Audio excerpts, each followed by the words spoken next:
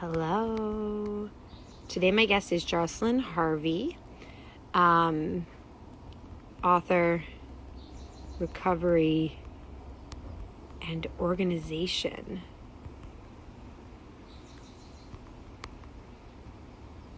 So, hey folks, joining. I'm so excited to see some of you. I'm so excited to see someone from Hoboken. Yay. All right. Let's get Jocelyn on here. And then I'll camera and put it down. Okay. Hey. Hi. Hi. So where are you? Because I hear you say like New England. I am in beautiful Burlington, Vermont on Lake Champlain. Oh my gosh, amazing. Wait, Burlington was really close to where I went to college. Oh, where'd you go? I went to Dartmouth over the river. Oh, yes, yes, nice. It's so lovely down there too. Yeah, okay, so you're in Vermont. Mhm. Are you a Bernie Sanders fan? I am, I would say like I'm not anti-Bernie, but I'm honestly not the most political person, but I've Yeah. had a few Bernie sightings and he's so tall. Like I thought he was going to be this kind of short dude and he's giant. I saw him when Yeah. I was leaving work one night and we just kind of nodded. Oh my God, cool. Okay, and then what's behind you, Jocelyn? Like, is that your place you organize all of the stuff you're working on? Yes, the most unorganized, organized board. So this is actually on my other account, Soul and Mindset. I put out a monthly goal setting guide. So these were all my goals for the month. This is where I want to honeymoon and just, yeah, little things that I want to focus on. I I put love there. that. So we're heading into like a new month soon. So Yeah. when did you already do your June, what you want for the month? Let's see it. I'll probably do it this weekend or depending on when it falls, if it's like a day or two into the month, that's fine. But I try to get it done right at the beginning. And what's your system for doing those? Like any tips? Because I do those sometimes, like some months I'll have a board where I'm like, what I want May to be, and then it'll be all these different pictures and words. Do you have a system that you can share with us that works for you? Yeah, definitely. So, what I do, and this is kind of like what's in Recovering the Home, is I'll usually do a dump of the goals that I want in four different areas of my life. And then I go through and think, like, actually, do I really want this, or do I just feel like I have to have it to get really refined? And then I go through and do a little visualization afterward. But I like to have some journaling in because I don't like to do goals for the sake of goals. So I try to be really intentional with it. I like that. And then your four categories of life, do those always stay the same? Is it like work, health? Like what are your categories? Pretty much. So I can't think of like the actual, it's a bit of a long quote, but it's this, they say it's like an Indian proverb that you have, four rooms in a house and we have a tendency to camp out in one and it's like your emotional rooms. And it's your health, your emotional well-being, mental, and oh my gosh, the other one is escaping me. But yeah, so it's in those Yeah. areas. And sometimes I think I would probably add business in now, even though that could be in mental, but I try to keep it to those and just do one in each area. So there's flexibility, but I don't get overwhelmed either. I love that. And I love also that you dump all the things that you think would be goals in each category, and then you look over them and you is the question kind of like, is this being motivated from within or is this some external pressure? Yes, exactly. Like one of the ones I had was reading before bed at night. And I was like, well, that's just like what people do, and that's good. And then I was like, do I like really want to do that? That's just not really, I love reading, but it's not how I live my life. So instead of feeling bad halfway through the month that like I haven't read for 15 minutes every night before bed, it's just Yeah. a goal for a different time of life.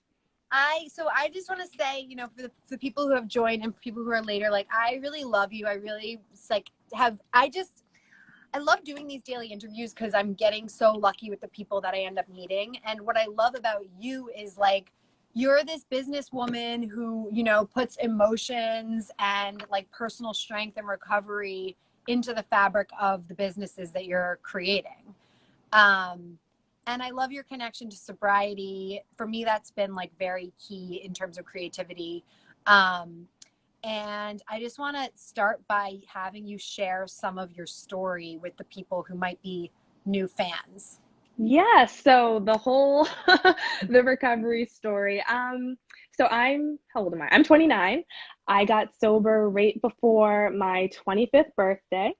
And suffice it to say, it was a total mess. I bottomed out. I had had about like 3 years of pretty much consistently daily drinking, heavy drinking on the weekends. I was at a place where I had had at least one mental breakdown, and I was starting to develop the shakes, and I didn't have mental health. I just had like mental illness at that Yeah. point. I was in such a bad place, and I was really like, I have to be a functioning alcoholic, or I need to not live anymore. That's honestly like a big part of my story. I was having a lot of suicidal ideations, and one morning I woke up and was like, I can't do this anymore.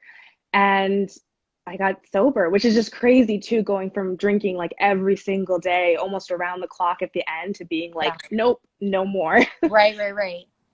And then how soon after that did you sort of like metabolize your own experience and start becoming a creator from that? Like when did you get in touch with the temper and start becoming a writer on the topic of recovery?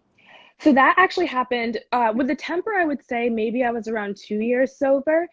But in terms of sharing about it, I went to school for writing up at Champlain College, and I've always been a big sharer, which is great in this day and age. In the past, it would have been oversharing.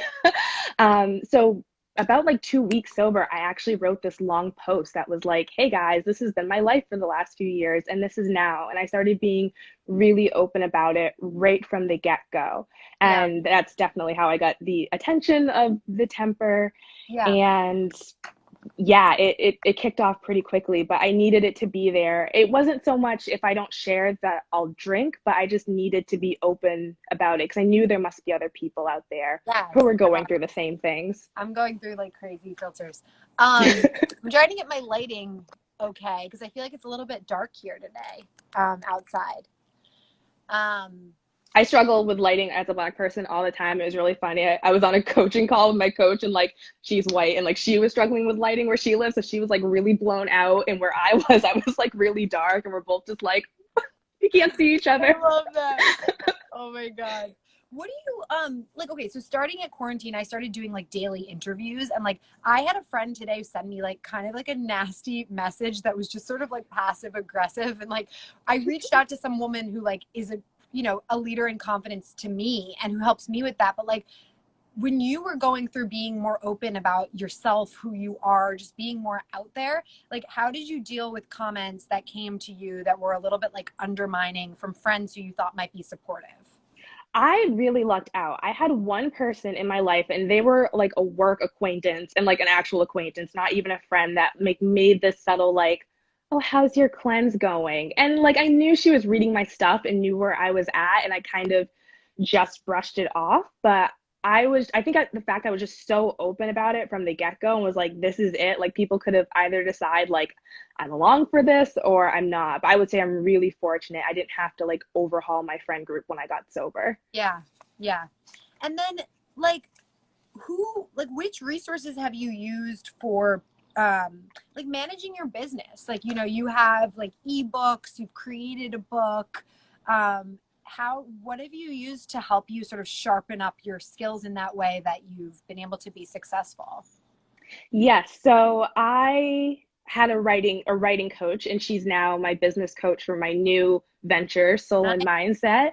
And that was really good because I am a really driven person. For a lot of years in early sobriety, I didn't think I was. But just having someone to like be accountable to, bounce ideas off of, someone that just knows more than I am, that Yeah. has been really helpful. And another tool lately, and tools maybe not the right word, but just paying for things. Like I used to be someone that would go online and Google free stuff all the time, and you can get a lot that way. But I finally started to be like, nope, I want to like start a podcast. This person has a course on podcast, and it has saved me so much more time. So if I can't work with someone one on one, that has been a real biggie. Yeah, I love that point. It's like tomorrow I have a talk with a woman where it would be something like, like maybe $2,000, $3,000 investment in like branding and marketing of like Hmm. my own entity. Like, did you have a moment where it's like you're kind of debating whether to leap and invest in yourself in that way? Did you have moments like that where like, can you tell us about sort of like the first big investment you made in yourself as a businesswoman financially? Yes, my writing coach was my first one, and that was around $1,300. And at that time, I knew I really wanted to get back into writing. And I thought to myself, I could go take a college class or an online class that's going to honestly cost about the same. And I'm going to have my attention, or the teacher's going to be sharing attention with like 25 other people. Let's Yeah. just do one on one. So that was really helpful. And then a really big investment I made a few months ago was through Amanda France's Money Mentality Makeover course. That was like $2,000. And I did a few other courses. And I did it because knowing I was going into soul and mindset, I wanted just like my money mindset to be right. Because when I first wrote Recovering the Home, I was so afraid to like market it and talk about it. And I was like, okay, I don't want to do that again. Yeah. Let's get this right. And it was such a good experience. And like, I'll be upfront, I put it on like a 0% APR for X month's credit card, and I'm paying it off along with Yeah. other things. So take the plunge. Making those decisions. I love Hmm. that. Yeah. And you found, like you mentioned, Amanda Francis's course in business. Like there's so many courses that we all come across on Instagram, on the internet, with friend groups. Like, do you have any other shout outs of ones that have really helped you? Yes, let's see. I've been on like an Amanda Frances Bender for a while. I found her through Kimberly Wenya. I really liked her stuff, and I did one of her smaller coaching courses to see like, is this something that I would even be interested in doing? That was really great.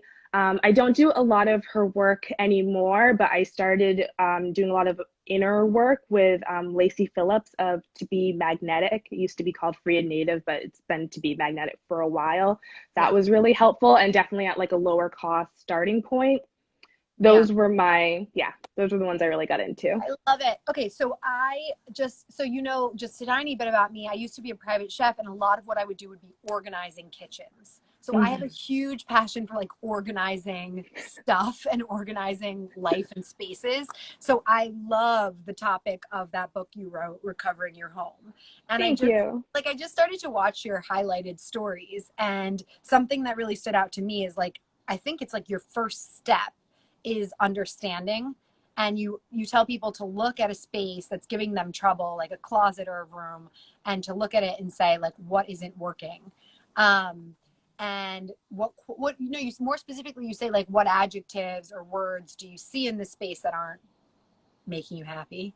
Hmm. um, can you tell us like some of the other steps that are part of that narrative you've written, and how to, so people at home who are like, oh my god, I need a little rehab advice for my home.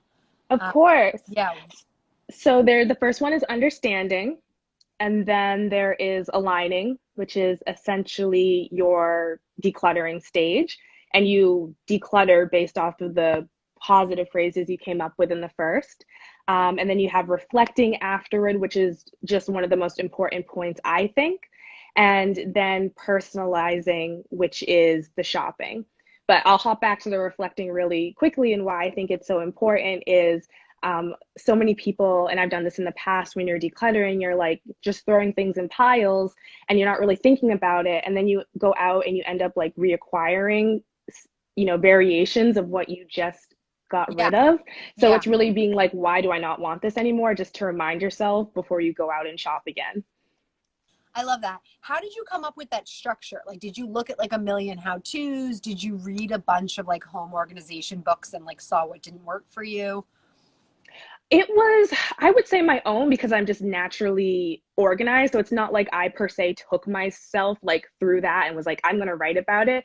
But Yeah. it just had made sense. And the journaling was really important to me, because that I have never seen though in any other organizing book. I did Marie Kondo when I first got sober. And then I think I had like done some smaller ones just off of like Kindle on sale. Mhm. But that really stood out to me, the journaling aspect of it. And of course, the stuff that's related to sober women.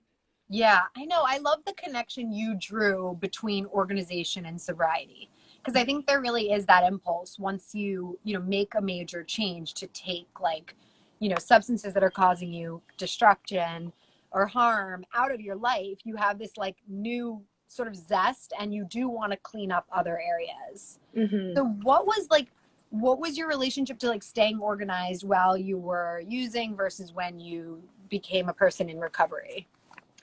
So the organization, and if you looked around my room right now, you'd be like, she wrote a guide on organizing. I'm sure um, some days are, you know, for some everyone. days are better than others. It wasn't so much organizing per se, but like cleanliness. I talk about that a bit in the book. Like I got, because my mental health was just at such a bad place. Yeah. My place was like really dirty. I had a lot of shame about that. And now that's not something that I have to deal with, thank Yeah. God. And it's so interesting though. I listen to other people in early recovery and they talk about that too. It's like you just snap out of it.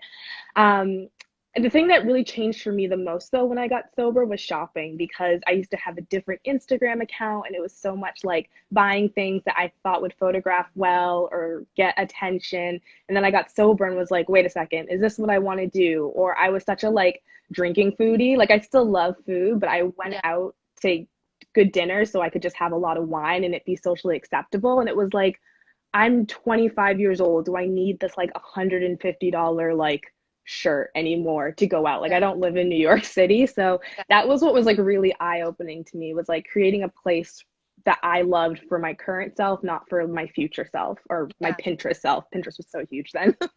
And then what brought you to Vermont? How did you end up there and how do you like living there in Burlingame? No, Burlington. Burlington. Yeah. Burlington. I came for college Okay. Yeah. back in 2009, 10. I did a semester at another school. But yeah, I came here, I stayed. I love Montreal, and I was actually planning on moving up to Montreal, and then I met my now fiance, and I was like, I guess I'll stay. But it is a He's so really cute. it's a really beautiful place, especially this time of year. But like parts of me are like, how many more winters do I have left? I'm from Maine, so it's not Yeah. like winters are a new thing, but I would also love a full year of sunshine. Yeah. Yeah. Um, I feel like it's just worth saying and emphasizing and talking about that, like that connection between mental health and substance use. Like, I'm almost at a point in my life where I'm like, I don't even know if I was an addict, but I was depressed because of the stuff that I was doing. Like, I Hmm. was, you know, like there's such a link for me between depression and using substances. Like, it just is. I feel like the like taxing you put on your body when you like smoke weed and drink and take like an occasional pill, blah blah blah. Like, you for me it became like a mental health issue. Like, I was a depressed person. I had to like seek out an antidepressant. I had to like be in constant therapy. I was like crying a lot. Like, I love that you mentioned like crying. I mean, those were all like big themes through my 20s. And it was like, it has been the biggest gift I've given to myself to take all of that out and like start fresh and just like be with life on life's terms. So I just want to open up that discussion of like mental health and wellness, people who might be feeling anxious or depressed, and like how they might consider tweaking substances, considering sobriety. I mean, people have like so many opinions. I always like to I always like to make it open to people who use, don't use. Like, what's been your experience with that? So my experience was when I was drinking, especially at the end, I was able to see my depression, but I didn't realize that I was so anxious. And then once I got sober, the depression really left and the anxiety shot up. And it is not surprising to me that people who are anxious, especially women, turn to alcohol because it is a depressant. Even though it can make us feel really giddy and happy, it just calms you down. And if you're just doing it like here and there, like I'm sure it's not going to be that terrible, but because it's also an addictive substance, you keep doing it. So yeah, it's like I wouldn't have the mental health I have right now, the good mental health, if I was drinking. It's just really hard to do that, and you Yeah. get stuck in this shame cycle. And you know, my I even when I got sober, it took a lot of years to work on my anxiety. Last week I had crazy anxiety and I was like, what is this? It hasn't been like that in forever. So it's just this constant tweaking that I have to do. And but yeah, it's just I don't have cravings, and I guess there's some things I could think of like, oh, it'd be nice to maybe like go to the beach and have like a glass of wine. Like that thought might like go by, but then I remember like the depths that I was at, like when I was having my mental breakdown and was on the floor for 3 days, it's just Yeah. not, it's not worth that. And also when I think about that mental breakdown, at first I was like, oh my gosh, I was so crazy. But then I was like, I wasn't sleeping. I hadn't had a good night's sleep in 6 months. I was drinking over a Right. thousand calories of alcohol a day, not eating well. Like, no wonder I had a Yeah. mental breakdown. Like, it kind of was like, well, duh.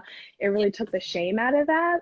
Yeah. So it helps. But I will say, like, if you notice that, like, you're someone who does drink because you feel anxious, like, once you take that away, it might spring back up and then you get the other sort of help, but it's a lot easier to manage. At least that's what I have found. It is interesting in quarantine, like as somebody who doesn't, isn't able to like lean on substances at all. Like I have definitely, I witness other people using them and kind of using them in a healthy way. Like there's a really anxious day, my boyfriend will have a little whiskey or something. And like, I'm happy that he has that tool. But for me, it's like easier to not have any of those choices. Like I like Mm. all of those choices off the table because it was such a it was such a mind trip. It just became like for me it was almost like an eating disorder. Like it just was which I've also recovered from. Like it became such a part of my brain.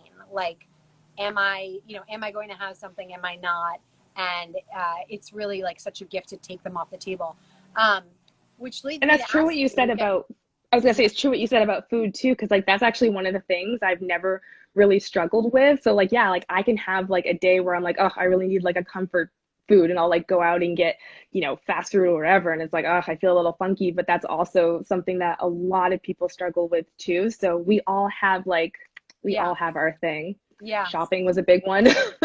How did year one feel for you? And then how did year two feel for you?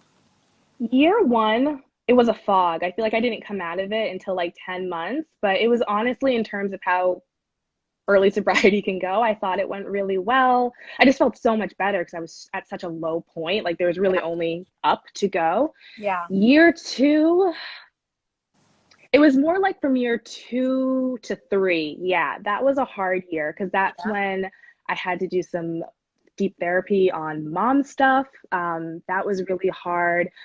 Realizing all the shame that I carried, and not even shame from drinking, just like little life yeah, shames that just had accumulated over time. So that was a really hard year for me as well. And also feeling like I wanted to be able to trust myself, but wasn't sure if I could. yeah, And then the last year when I wrote like Recovering the Home, that was like my best year. That was the year I felt I got all my confidence back and my emotions, yeah, various ranges of it. That was great. But year two, it was hard. yeah. I love that you bring up the mom stuff and the family stuff. I mean, I'm enjoying, even though it's hard now to like do all the therapy and kind of like do all the like noticing family structures and like mother things and all that stuff. It's like, I just appreciate the sense of like regulation so much. Like, I used to think that like life without substances would be like boring. I even hear people like I love Tim Ferriss and I listen to his podcast all the time and he's such a creative person. He does these amazing interviews, but like he'll still say like he kind of continues the rhetoric of like substances allow you to feel liberated. Like he'll be like, oh, let's like he's like maybe this talk should be like after a couple glasses of wine. And like I seriously feel like even though I don't say it every day, I feel like sometimes I need to like talk about that as like just such baloney. Like I Hmm. have found it to be completely the opposite. Like I feel so much more creative. I feel so much more alive, so much more connected. Like clear-headedness is really awesome. Oh, Um, it's so great. It's very,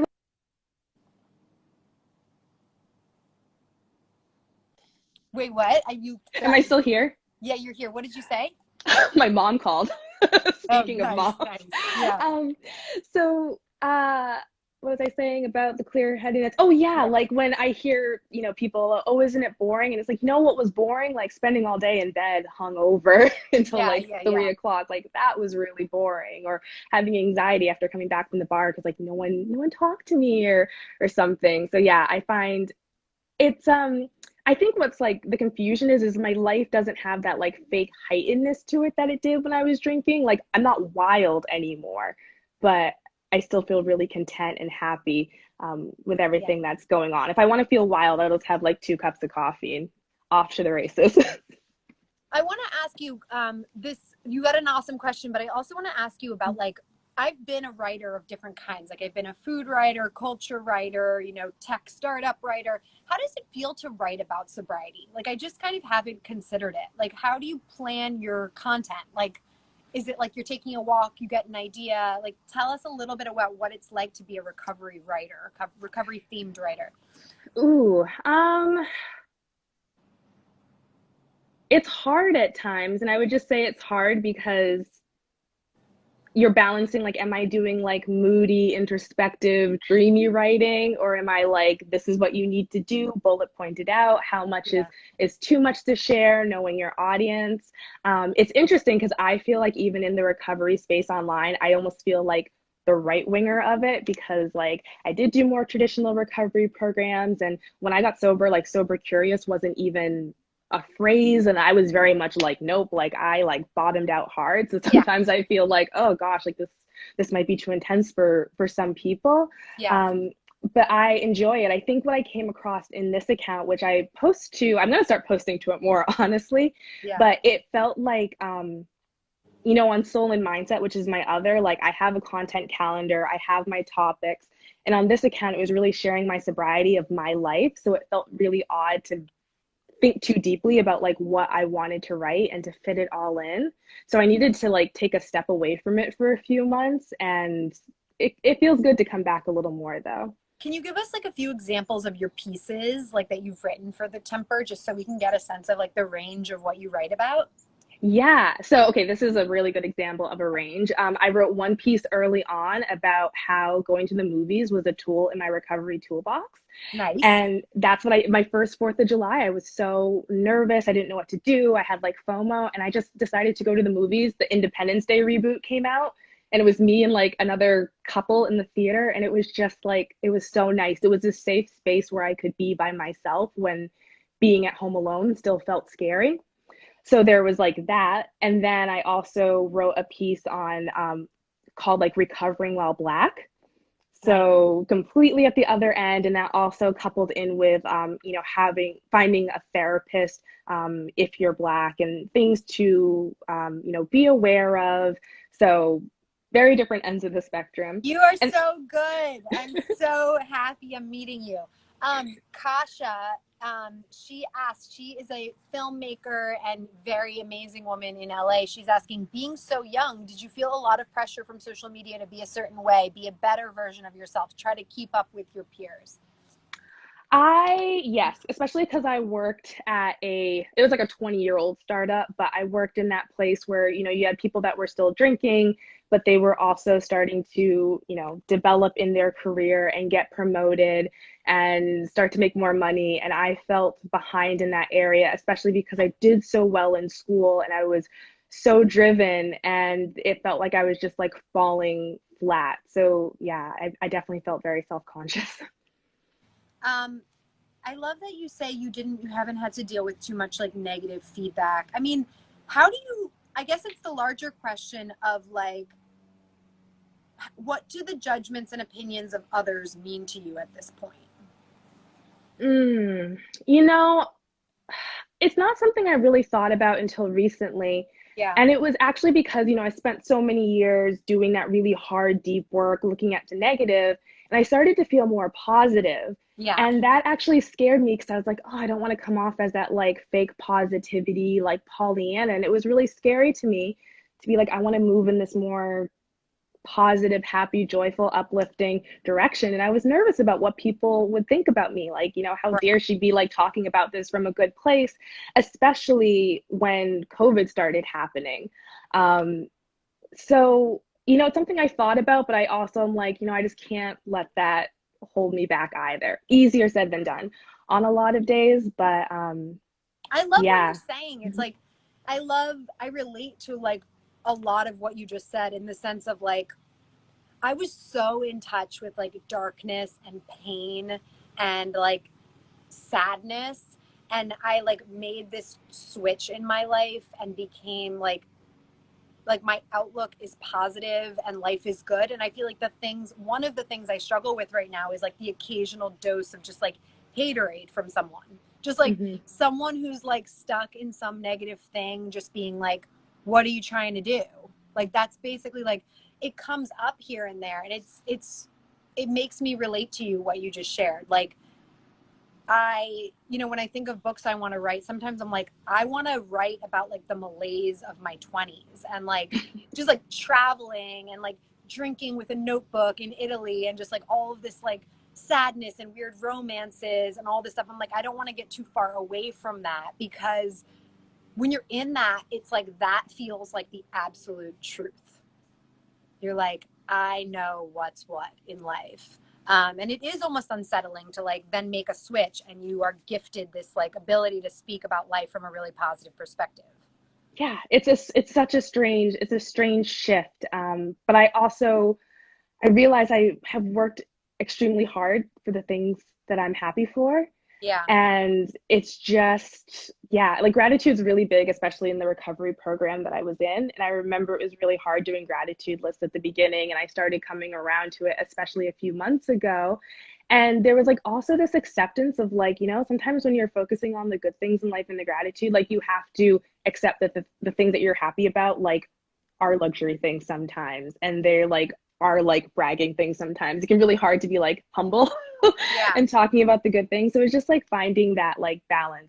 I love to have that balance in my life and being able to like feel and do a lot of different things. I And love I your, can totally yeah. relate to being in a restaurant and writing, because the night I had my mental breakdown in Montreal, I was like totally at a bar, like writing on Oh like my a God, when you paper. said mental breakdown in your post, I was like, it's really, I mean, I feel like one of my darkest moments was probably like sobbing in a bathtub at like 2 or 3 a.m., like totally heartbroken by like a completely stupid person who like never should have made me feel so hurt. Like, I would do this thing where like if I felt hurt or heartbroken, I would just like keep putting things in myself to make myself feel even more excruciated. Hmm. And then like the end of it, like right before bed, would just be this like sob fest of like darkness and numbness, and just like the pain just got too much. And I think that's like something that substances can really do, is they can just like keep piling on pain, so like you can't even handle it. You just are like, you fall asleep eventually. uh, Yeah, and it's all you know, and the chaos is all you know. It's sometimes like I got chaos in my life because I'm just like bored, I guess. I'm like, things are feeling a little too good. Like, what can I do to shake this up? And I can catch myself now. But yeah, that's a big part of sobriety for me, is like getting used to feeling good.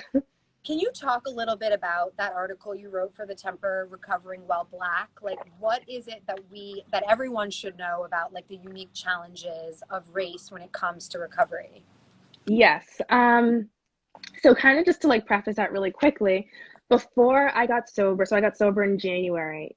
In October 2015, a Klan member left a flyer on my doorstep, and on the doorstep of another woman in Burlington, which is again a super white place. Like, it was highly targeted. It Wow. wasn't like they were everywhere. Yeah. And at that point, like, I was adopted by a white family. I was usually the only like black kid in school, but I never had like really, really thought about my race like too much. Like, people had said some shit over the years, but that just like really awoken that in me. And I was starting to go to recovery meetings and walking into spaces that are just like super, super, super white.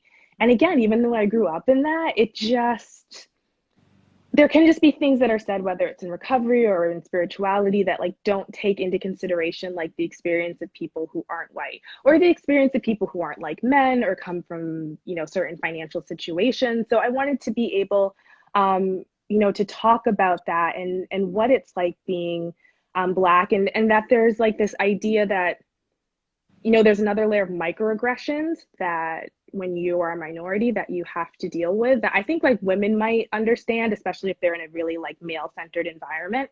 Mhm. Um, but yeah, it was like sort of talking about like you can recover just like letting things go, and if you're disturbed, something's wrong with you. And it's like if someone's microaggressioning me, that's like Yeah. not my fault. Like how can I work through these things without just having someone deny that it's happening? And I've always been very fortunate to have like a therapist and sponsors that have been really reaffirming. Yeah. um, but it was really hard. So it was important. And it's also important for me to make sure that if you're looking for a therapist, that you're going to be able to find someone who can honor those. And my therapist is white, but she's still very, very understanding Yeah. of all of that. You know what I'm starting to look into is actually at the advice of my therapist, and it's I just started reading about it last night, but it's nonviolent communication. Hmm. Have you like explored that at all? Or I've like, heard about it, but I know yeah, nothing about it. it's pretty interesting, like how they. I mean, I'm just starting to look into it, but I guess it comes from the sort of like context of family. Like I feel like in my family we do a lot of like judging and then defending, and it's like a lot of like triangulation and enmeshment and all this stuff. Like can you talk about what you've learned about like family dynamics, maybe some of the stuff with your mom, just because I'm very much like in that stuff right now. Oh yeah, triangulation was so big. And it's so interesting once you know that it's happening, you can see it. It like can still be hurtful, but it's like, okay, that's what's going on right now. Like, go What do is your thing, it? Like, Pam. can you just tell people who might not know what that is? And like I'm new pretty much to the topic too. Like what is triangulation? Yeah, so it's instead of like let's say I was having okay, let's say like there was a while I wasn't talking to my mom. And so she might be like, talk to my sister and be like, well, like what's happening? Like, do you know why Jocelyn like might not be talking to me? And she'll start talking to my brother, and then she'll like get me involved. But instead of just being like, why aren't we talking or whatever, it's just like being in circles and sort of beating around the bush, but it's also getting other people that don't need to be involved, or you're Right. not involving them in like an actual helpful way. Right. You hear about someone's feelings through someone else. Mm-hmm. It's like, oh, mom is concerned that you're not talking to her. And Yeah. you're dealing in a triangle instead of like directly. Yeah. Oh, it happened once with my like dad, who like I mean my dad and I are close, but we don't have this like constant contact relationship. And he called me and he was like, how are you doing? And I was like, this is strange. She's like, so mom said, and I was like, there we go. Right. Kasha There we says go. high school drama and family drama is similar. It's so true. There's a lot of that, like groups of three in like high school and that kind of thing. Mm-hmm. Um, yeah. What have you been learning in terms of like friendship right now? Like, or, I'll make that even broader. Like, what are the emotional lessons that you're learning right now? The emotional lessons I'm learning right now are, I would say, acceptance for not just I've done a lot of practicing on self acceptance, but acceptance for other people and friendships. And I'm someone who I can put up pretty good energetic boundaries, but I'm not good at verbal boundaries right now, or maybe ever. Mm-hmm. And I have some relationships that have shifted, and it's been like, okay, like I'm not in a place where I can really verbalize what I want to say. But getting to know these people more, even though I've known them for years and listening to them, it's easier to have some like acceptance about what is going on with that Yeah. relationship. And it not necessarily that it makes it great, but it's like, okay, this is what's going on. Like, this is what's happening. This is okay. Yeah. So that has been a really big one. I And love, one of the, yeah. Sorry, continue. Yeah. I was gonna say, one of the things that I have been wanting to bring in this year, call in, manifest, has been I have really good girlfriends, and I also want more girlfriends in the like business space, because most everyone I know is in the 9 to 5. So really like bringing in that like supportive, like rooting for your group. I'm someone that usually is like a one-on-one friend, but just being more comfortable with that. Yeah. Yeah. I like that you distinguish between energetic boundaries and verbal boundaries. What do the two mean for you? And like, I also like that you talked about them both as like very useful. Like you described yourself as being good at energetic boundaries, but not as good with verbal boundary. What do Yeah. they mean to you? So for energetics, if there's just been certain conversations that have been like happening a lot, being like, okay, so, and just redirecting, or even like literally just like the energy of like, I'm gonna wall myself off a little just for Yeah. now and just not, push that out, which I have found is really can be effective, especially in the work environment. And, the verbal boundary would just be saying, like, I don't love it when you do this, or it's not okay when you do this. I think the person over time that I had to do like a lot of boundaries on, and my mom and I are in a much better place than we used to be, but there were certain things around like relationships because I saw how she was with my older siblings Yeah. of being like, okay, like you're not going to constantly ask me like when I'm having kids, because she would start to do that and she would try to sneak into conversations, and I just had to be Yeah. like, no, like this isn't okay, and like she doesn't do it anymore because she just knows that's not a boundary that she can cross. Every now and then she will, like once in a blue moon, and I'll let it slide. Right. But I that have a would friend be actually who's working on that like exact boundary with her mom. It's like the pressurizing to. I feel like for me it's harder because it's like I feel like my mom just wants my mom basically believes that she knows best for everybody, and like she kind of wants to control almost every decision, I think. Like it's gosh. not just about like family and kids. Um but and it's tricky, right? It's so tricky to like regroup and set up a new way with each other because like there's a lot of fear with losing those bonds. Like I hate to think of my life without being super close to my mom, you know? Mm-hmm. It's so hard. I also feel like you were like my sister, but we were just never in the house at the same time. We were just Yeah. on different schedules. But yeah, that's the hard thing about boundaries too, is it's like you just got to reinforce them, which Right. is really, can be draining at times. And something I totally want to do a podcast on too is this idea that like boundaries are necessary, especially in certain situations. But I also don't want to live a life where I feel like I need to have like a ton of boundaries like that. I don't want to have to Yeah. operate from that. And I Yeah. think because boundaries are such a big discussion now, like I hear people talking about it, and I was like, why don't you get like new friends so you don't have to feel like you have like 20 Yeah. boundaries up? That's Because a it really is good so point. like Yeah. draining doing that. Something just on the topic of boundaries that became really clarifying for me and that I use a lot is it's actually something my therapist said where she said anger is a sign that a boundary has been crossed. That Mm-hmm. was super useful to me because I would like something would make me angry and then I was able to frame it in that.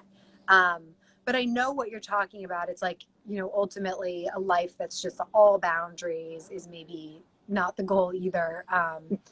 And you can adjust who you're with and who you're around. Tal is asking, can you talk about your recovery program and your decision to get therapy? Yeah, I like that you described yourself as sort of like right winged when it comes to recovery, which, like, as I understand it, that sort of means like using AA in the rooms. Is that the case? Because that was my experience too. Like, especially in the first 90 days, I was in meetings like all the time. I had like Did you do the 90 and 90? yeah, I probably did do I something close to that. I mean, it was my priority. And I feel like I really do think that's a good path for just like getting it in your system and like being totally immersed in a new lifestyle. Um, but anyway, Tal wants to ask about your recovery program of choice and like how you navigated different resources. Yeah, so I started in the rooms in 12 step, and I had a family member that had been sober for a really long time. So that's where I started out, and I mean I've actually always been someone that goes to like 2 meetings a week, and I'm in a pretty big area where like 2 meetings a week to some really hardcore people might be like, oh, that's not a lot of meetings. Yeah, But yeah. I do that, and really when I started in doing like Lacey Phillips work of to be magnetic about like 2.5 years in, I chose to start doing that because in the recovery program I was in, there's a lot of like really deep dives that you go into and dredging stuff up. But it started to be like, I wanted just to know more. Like, okay, I'm a fearful person, I'm a jealous, I'm this, I'm that, but like, why? Like, where does that come from? It's not just because I'm an alcoholic, like, there's Yeah. something beneath it. So that was really important for me to do that. And I like feeling really balanced in my recovery. If I just feel like all I have is meetings or all I have is therapy and one of those things gets kicked out for whatever reason, I didn't like that feeling. Or that I needed to like rely on something in a life or death way. Yeah. So, the community, like going to like meetings for like the community and people who just like instantly get it, that's so beautiful. Being able to do this really, spiritual deep dive journaling work is great. And then for therapy, I had some things come up in my childhood that were, really traumatic, and not that you have to go through that for therapy, but like I just needed to work through that. Like my sponsor wasn't going to help me get over like the death of my adoptive mom. Mhm. Like I needed like really help. I needed help going through all that and finally processing it. Yeah. And what's interesting is I was doing that for like weekly sessions for a long time, and then it cut down to like 2 times a month, and then 1 time a month, and then this all happened and she's like, do you want to do telehealth? And I was like, I'm feeling good. And Yeah. that felt really nice as well, knowing that I could start to like do step downs, and that if I need to go back, then I go back. But Yeah. that it doesn't always have to be something that's in your life. Yeah, that you have that support that's there if you need to reach for it. You already Mm-hmm. have that relationship that's set up. Mm. Oh, Kasha, I would say that's a really big thing about like a therapist is I would so find someone who will see you even if you like want to do once a month sessions, because some people won't do that. yeah. So that's a biggie I would ask on. How Kasha's asking, did your sobriety cause family problems initially? Like people being unsure if they can drink around you at dinner? How did you deal with it? Well, to sort of outish my family, my mom has been sober for like 33 years.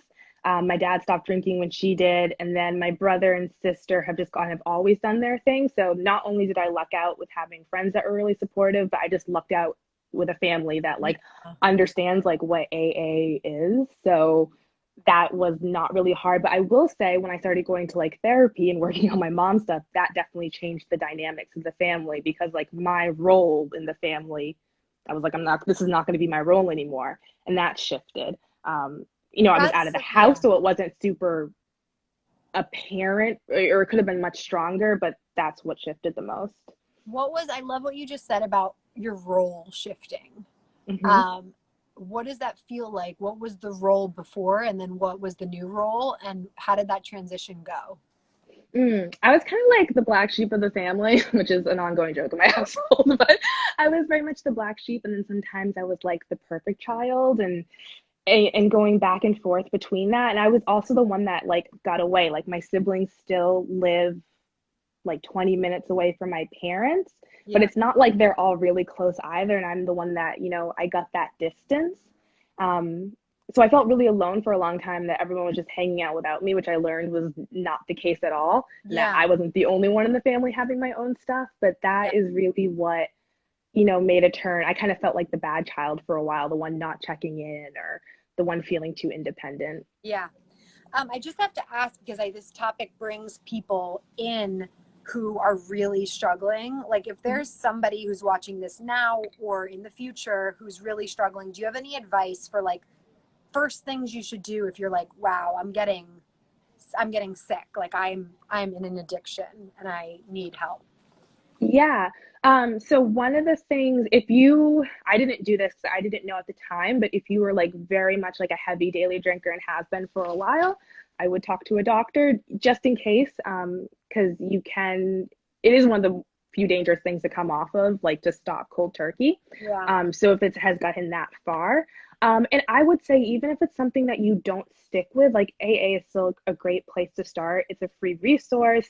If you're in a big city, you're going to have a lot of options, and you have people that are just going to like get it from the get go. And if you go and you're just like, you do a few meetings and you're like, this isn't for me, I'm not of the mindset that like you stay until you like it. I would see if like Holly's Hip Sobriety School is running, or She Recovers, because you deserve to be around people who get it and find the program that works for you. But try AA.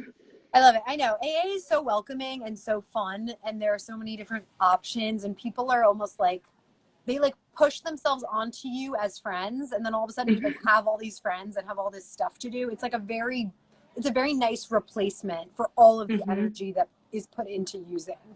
Yes, and if you go to women's meetings, that's what I mostly do, is women's meetings, and it's just a beautiful, beautiful, warm sisterhood. Yeah. Who do you follow on Instagram? Like not only for like sober inspiration, but also just like regular inspiration. Okay, who do I Both follow? categories. I want to hear like your favorite like sober writers, and then I want to hear your favorite inspiring people in general. Okay, so sober, I love the Boring Little Girls Club up in, I think they're in Halifax. They're awesome, they're rad. Um, Shari Hampton of Served Up Sober, really cool. Both of them are like boots on the ground, like recovery activists too, which is just so amazing. Um, oh, I don't know her first name, but like Resurrection, she talks a lot about recovery, a lot about like trauma, and I think that that is needed in the space too because there's such a tie between the two that sometimes can be forgotten. Mm-hmm. And then really uplifting. I'm on a new account, so like of course all my names are escaping me, but really anyone that can talk about recovery or spirituality from a mindset that's like do the work but also be gentle with yourself and don't bring extra shame into it. Like I love actually Brendan Burchard. He's all about mindset. He's a dude, but he still doesn't have that like really, I don't know, work yourself into the ground. If you don't get something, like you're like a lazy piece of shit mentality that Right, some right. mindset people can have. Yeah, So that's like really what I look for in that warmth. Um, it's just people that can do the work and also understand that there's a lot of things going on in people's life, and yeah. it's just nicer to be gentle. I love it. So your book came out October 8th, is that right? Yes, it did. And what would be your tips for anybody who's like thinking of writing a book? One would be to get a writing coach. I know a good one, but really, working with someone just because you probably haven't done long form of multiple pages, Yeah. that would be the first one. And then to set a date and work back. I actually have my initial thing that I wrote. I was October 1st at first. So the fact that I was only really 7 days over what I wanted, Yeah. that really helped. And then also, and I think of this with like all the stuff I talk about on soul and mindset and figuring out your mindset and spirituality practices that you do is just like figure out how you write best. Like if you're someone that needs to write every day, like write every day. If you're someone that like squeezes it in, like just own what works best for you and don't fight it. I love that. Yes, because that's like my coach, being a woman, I feel like she brought that feminine energy into it and like how Yeah. to work it in. Whereas like my favorite old professor, like he's like a stodgy, like old white dude who was like butt in the seats every day. And it's like that would just make me so miserable. Like I still wrote a book even though I didn't sit down every day. Love that. Such a good reminder. Um, how do you make your Instagram stories? Like, you know how you have like two pictures sometimes and like you use like beautiful fonts. Do you have an app that you use to create those? Oh yeah. Unfold. Unfold. It's good. Yeah. Okay. Hmm. Is it free That's or what I is use. it a paid thing? It's if you do free, you get like one template. If you do Okay. paid, you get the ones like the duct tape or like the Kodak outline. Okay. But yeah, it's free. Nice. I love that. Unfold. Let's try that.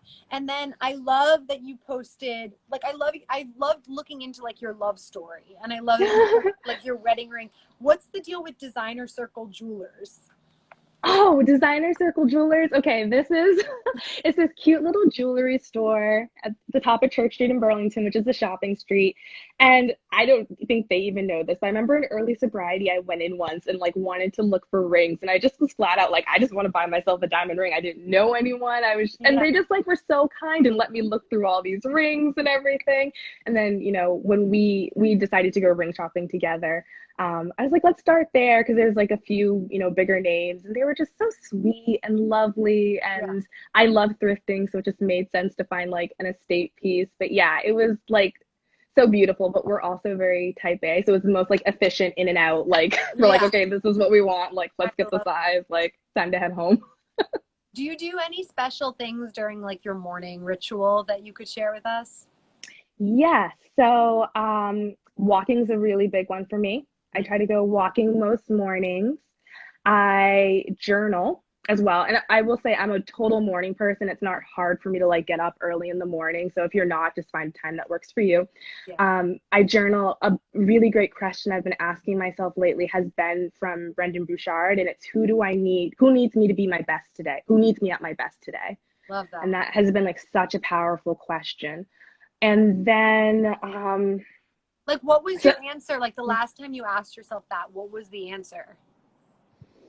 oh, the last answer was actually, my fiance, because it was the weekend and I could have been sliding into that, like, I need space and boundaries when really it was just me kind of like wanting to like veg out. But it was like, I want to show up for him and go on walks and be able to spend time together, even though we've been quarantined together.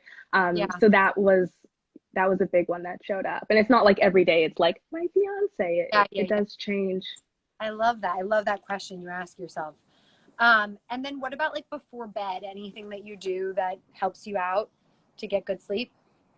I go to bed pretty early, so like around like 9 o'clock. I would actually say my fiance helps me go to bed early because I used to be a bit of a night owl. And it's nice to go to bed when he does. And I usually read for like 5 minutes. Again, not like I Yeah. was saying like I have to read a lot, but I'll just read for a few minutes. I do a gratitude list most nights before I go to bed, which is really helpful just to center. And recently, as in like a week ago, so it hasn't been cemented, but I bought I'm gonna say the name wrong, a gua sha. Gua Those sha. Oh like yeah. Yeah, yeah, and like just doing that before bed, it's like so meditative and it's yeah. just Yes. such like nice, beautiful body self-care. So Yeah. that's what I do at night. I And on love it. the weekends I let myself like stay up later on the couch and I've been watching Mindhunter, so I'm like, let's relax to serial killer Yeah. television Oh before my I God. go to Well, I wanted to ask you actually, like, what have you like watched any inspiring documentaries or like any movies that really lit you up over quarantine? Okay, let's think. I'm not too much of a documentary writer, but and I can't even like think of the what show it is, but it's always interesting when I watch movies where it's like you just watch the person getting like in their own way and doing things and it just keeps like piling up and it's like, oh, that is such a great example because I do that to myself in life sometimes and I would prefer not to do that. So it's just a little thing. But recently we started watching Frasier again from like the 90s and it's Yeah. just like so funny and I think we both needed like the lightness in the Man, television, nothing too heavy. I loved. Have you seen Becoming, the Michelle Obama documentary on Netflix? No, I haven't. I bet Okay, you that's might like amazing though. it. I loved it. It was so good. I love documentaries, so I always am trying to get recommendations. The next thing I want to watch is Uncut Gems because it just came out on it's not a documentary, but just came out on Netflix recently, like a couple days. Oh, we watched McMillions. This like sort of documentary-ish on HBO. And that was really interesting as Oh, well because cool. it all had to do with like money and cheating the system. And I had just made it through my money course. So it was so interesting to like watch what happens when people don't have the best like views on money and how they can get pulled in. And also just like having not judging these people too. Well, there was a few people you could judge, but it was just really interesting to watch over like, I think it was 6 episodes. What were your takeaways from the money course? Oh, what were they?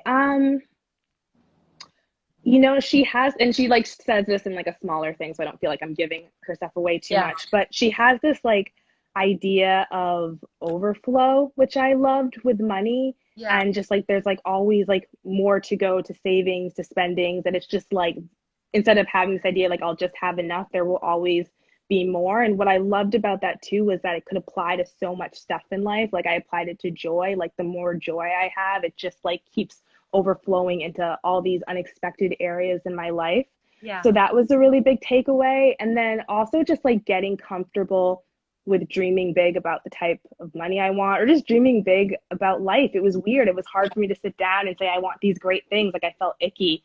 And then about like 4 weeks in, because she asked the question, if I gave you $10,000, like what would you do? At the beginning, Yeah. I was like, oh God. And now it's Yeah. like, that'd be awesome. That'd be cool. So I it was love great it. to see that change. Give a shout out one more time to the name of the money course you did in case anyone wants to. Oh yes, it's Amanda Francis's Oh yeah. Money Mentality Makeover, and she's Good. actually running it right now, so I think you can get in. Awesome.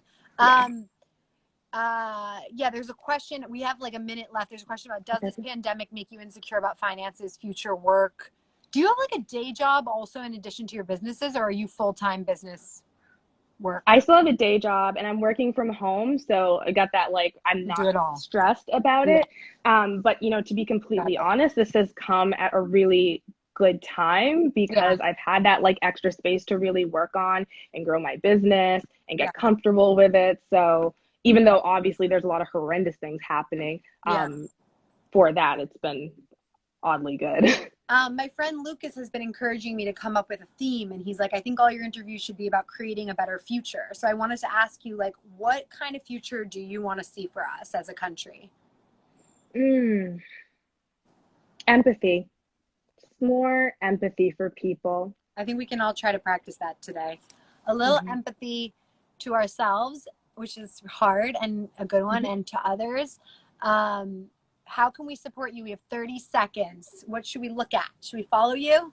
Yes, you should follow me, and you should also follow me on my new page that I talk more about. It's soul underscore and underscore mindset. Yeah. I'll have a podcast in 2 weeks, and in later in the summer, I'm doing a course on anger called Befriending Anger that Sounds I'm so awesome. super looking forward to. Thank you so much. Thank you for having me. Bye. Bye.